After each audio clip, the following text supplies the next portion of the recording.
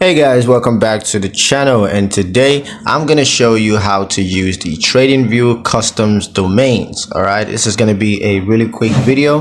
We're not gonna waste too much time on this one. Just gonna give you guys a quick step-by-step guide on how to get this done. So let's jump straight into it. Now, the first thing we're going to do is to access the customs domain feature.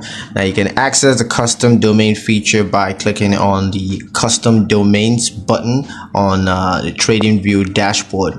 And then step 2 would be to create a new custom domain. So just create a new custom domain by clicking on the new custom domain button. And the third and final step will be to configure your custom domain. So go ahead and configure your custom domain by setting up the domain, the SSL certificates, as well as other settings. So just go along with it, and that will help you to set that up. So yeah, that's pretty much it on how to get this done and how to use the Tradingview custom domains.